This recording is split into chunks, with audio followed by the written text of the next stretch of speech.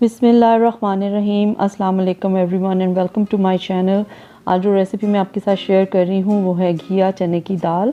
इससे पहले कि हम इस रेसिपी को शुरू करें, अगर आपने मेरे चैनल को सब्सक्राइब नहीं किया है तो आप कर लें और बेल आइकन को भी प्रेस कर दें ताकि आपको मेरी सारी वीडियोस टाइमली मिल सकें। और अगर आपको मेरी वीडियो अच्छी लगे और रेसिपी अच्छी लगे तो इसको लाइक करें, कमेंट करें, शेयर करें। तो चलें अब हम अपनी रेसिपी जो है उसको शुरू करते हैं। यहाँ पर मैंने एक पॉट के अंदर दाल ली है, तकरीबन 2 कप चने की दाल है। ये सेम कप जो है वो मैंने 2 कप चने की दाल लेकर उसको वॉश करके तो भिगो के रख दिया था 1 घंटे के लिए। अब मैं इसमें 6 कप पानी डाल रही हूँ। इसके अंदर हम पानी डाल के इसमें अदरक लहसुन का पेस्ट डालेंगे, नमक डालेंगे और हल्दी डालेंगे और फिर इसको हम बॉईल होने के लिए रख देंगे। और इसको इतना बॉईल करना है कि तब जब तक कि ये बिल्कुल गल जाए। तो चले मैंने इसमें 6 कप पानी जो है वो ये मैंने डाल दिया है। अब इसके अंदर हम नमक डाल देंगे 1 टीस्पून, हल्दी डाल देते हैं आधा टीस्पून और अदरक लहसुन का पेस्ट डाल देंगे 1 टीस्पून। इसको हम अच्छी तरह से मिक्स कर देंगे आपस में इन चीज़ों को और चूल्हे पर रख देंगे मीडियम हीट पर बॉईल होने के लिए, यहाँ तक कि दाल जो है वो पूरी तरह से गल जाए। चलें अब एक वॉक के अंदर अब मैं घी लूँगी, तकरीबन 3 बड़े टेबलस्पून मैं घी ले रही हूँ जो 3/4 कप बन जाता है। ये देसी घी है, आप चाहें तो ऑयल भी यूज़ कर सकते हैं। देसी घी से ज़रा इसके अंदर अच्छी खुशबू और टेस्ट आ जाता है। तो मैंने 3/4 कप देसी घी जो है वो मीडियम हीट पे रखा है। अब हम इसमें 3 तेज़पात डाल देते हैं और दालचीनी, एक दालचीनी की बड़ी स्टिक थी उसके 3-4 टुकड़े करके वो भी मैंने डाल दिए हैं। इसको हम मीडियम हीट पर थोड़ा सा फ्राई सा कर लेंगे इन सब चीज़ों को।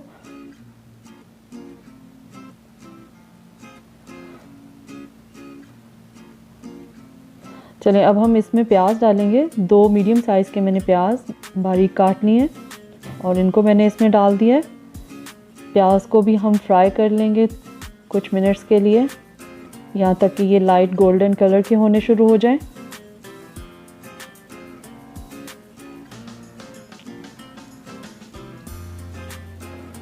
चलें हमारे जो प्याज हैं वो तकरीबन लाइट गोल्डन कलर के होने शुरू हो गए हैं। अब इसमें जिंजर गार्लिक पेस्ट डालेंगे तकरीबन 1.5 टीस्पून। अदरक लहसुन का पेस्ट मैंने डाला है 1.5 टीस्पून।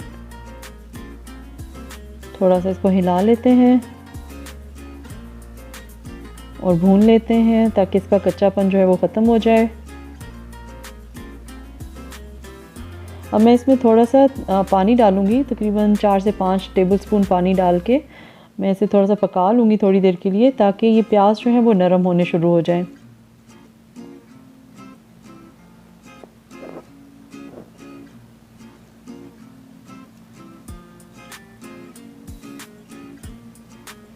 अब इसमें मैं 2 लार्ज साइज़ के टमाटर डाल रही हूँ। अगर आपके पास लार्ज साइज़ के नहीं है तो आप 3 मीडियम साइज़ के टमाटर डाल दें बारीक काट के।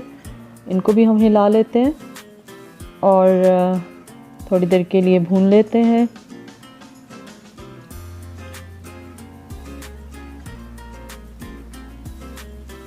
चले अब हम स्पाइसेस डालेंगे।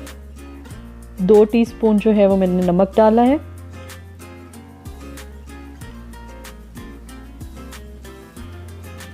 2 टीस्पून ही रेड चिली पाउडर डालेंगे,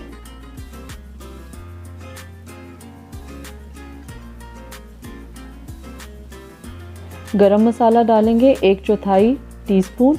1/4 टीस्पून मैं एंड में यूज़ करूँगी। और ये है चिली फ्लेक्स 2 टीस्पून ये डाल देंगे।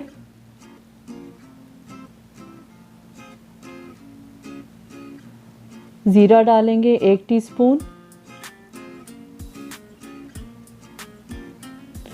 ये कलौंजी है, इसको मैं डाल दूँगी 1/4 टीस्पून है ये। अब हम इसके अंदर धनिया पाउडर डालेंगे 2 टीस्पून।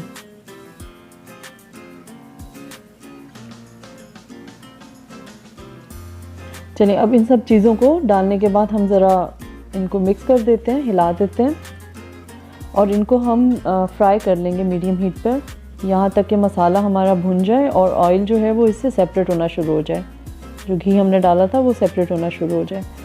इसी दौरान हम दाल भी चेक कर लेते हैं। दाल जो है वो हमारी अच्छी तरह से बॉईल हो चुकी है, पूरी तरह से गल चुकी है। तो इसका मैंने चूल्हा बंद कर दिया है और इसको मैं साइड पे रख दूँगी।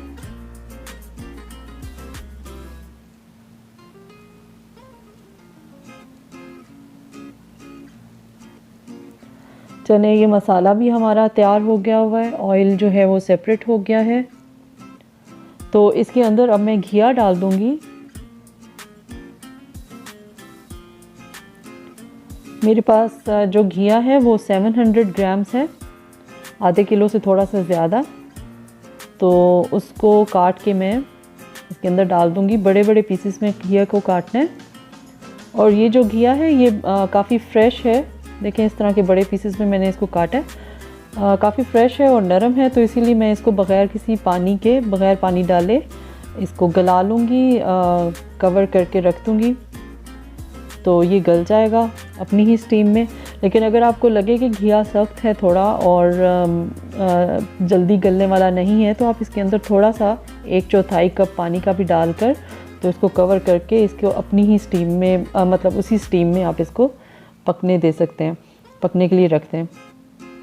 चले मैं अब इसको कवर करके तकरीबन 15 से 20 मिनट के लिए बिल्कुल लो फ्लेम के ऊपर कर दूँगी चूल्हा, मीडियम टू लो पे। तो इसको हम पका लेंगे ताकि ये अपनी ही स्टीम में गल जाए। मैंने इसमें पानी नहीं डाला है, अगर आपको ज़रूरत हो तो आप थोड़ा सा डाल सकते हैं। ये देखें घिया जो है ये 15-20 मिनट के बाद मैंने इसको खोला है। ओकेजनली बीच में मैंने 1-2 दफ़ा चम्मच हिलाया था, लेकिन ये 15-20 मिनट के बाद देखें ये इस तरह से गल गया हुआ है। चलिए अब हम इसके अंदर जो दाल हमने बॉईल की थी पानी समेत, वो हमने इसके अंदर डाल देनी है। इसको डाल के तो इसको भी हम अच्छी तरह से मिक्स कर लेते हैं। ये देखिए मैंने सारी डाल दी है। इसको ज़रा मिक्स कर लेते हैं, इसके अंदर हिला लेते हैं अच्छी तरह से। अब इसको कवर करके हम 5 मिनट के लिए तकरीबन मीडियम लो फ्लेम के ऊपर इसको पकाएंगे, ताकि दाल जो है उसके अंदर मसाले अच्छी तरह से मिक्स हो जाएं। और अगर कोई कसर रहती भी है तो ये घिया और दाल जो है वो अच्छी तरह से पक जाए। चलें अब इसके ऊपर मैं 3 से 4 हरी मिर्चें, उनको हमने बारीक नहीं काटना है, बड़े बड़े पीसेस में काट के वो मैं डाल रही हूँ। कवर कर देते हैं, कुछ मिनट्स के लिए इसको पका लेते हैं ताकि ये हरी मिर्चों का टेस्ट इसमें आ जाए। और ये मैंने तकरीबन आधा कप धनिया है चॉप करके, वो मैंने डाल दिया है। इसके साथ ही हम डालेंगे इसके ऊपर पुदीना, तकरीबन 3 से 4 टेबलस्पून जो है वो पुदीना जो है वो चॉप करके हम डाल देंगे। इससे टेस्ट बहुत अच्छा हो जाता है चने की दाल का, तो आप ये ज़रूर ट्राई करें। इसको हम कवर करके रख देंगे थोड़ी देर के लिए, दम पे इसे रख देते हैं लो फ्लेम पे, ताकि ये सब चीज़ें जो हैं इनका फ्लेवर अच्छी तरह से दाल में आ जाए।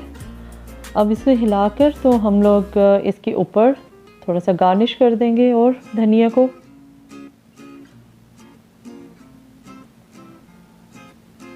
चले मैं इसके ऊपर थोड़ा सा और गार्निश कर रही हूँ ताकि अच्छा भी लगे देखने में। और इसके ऊपर साथ ही हम डाल देंगे 1/4 टीस्पून, 1/4 चम्मच चाय का चम्मच गरम मसाला। इसको छिड़क देंगे इसके ऊपर अच्छी तरह से।